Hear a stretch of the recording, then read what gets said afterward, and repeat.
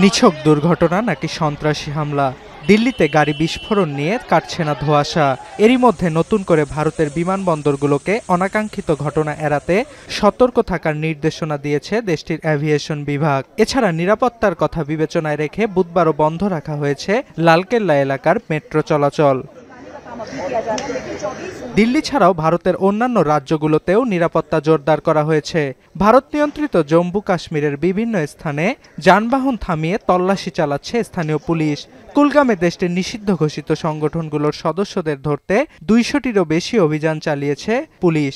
জিজ্ঞাসাবাদের জন্য আটক করা হয়েছে অন্তত 500 জনকে। এদিকে বিস্ফোরণের বিষয়ে নতুন তথ্য সামনে আসছে।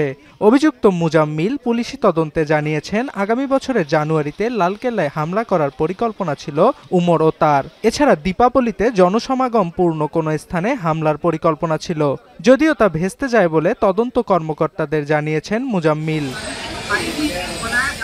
বিস্ফোরণে জড়িত সাদা হুন্দাই গাড়িটি গেল 29 থেকে 10 নভেম্বর পর্যন্ত আল ফালা বিশ্ববিদ্যালয় প্রাঙ্গণে অভিযুক্ত ডাক্তার মোহাম্মদ শাকিলের মালিকানাধীন গাড়ির পাশে পার্ক করা ছিল।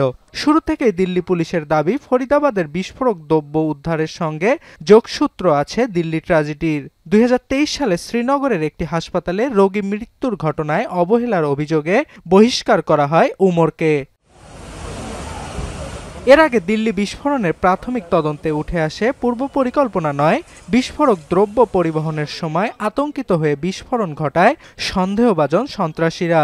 হতাহত ও ক্ষয়ক্ষতির পরিমাণ বিবেচনায় দিল্লির ঘটনায় সামরিক গ্রেডের বিস্ফোরকের ব্যবহার হতে পারে বলে উঠে এসেছে প্রতিবেদনে।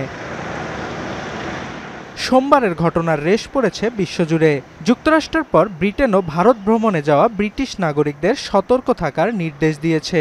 অন্যদিকে সোমবারের ঘটনায় নিহতদের পরিবারের প্রতি শোক জানিয়েছে জাতিসংঘ, কানাডা ও চীন। অর্ণব প্রসাদ, এখন বিশ্ব।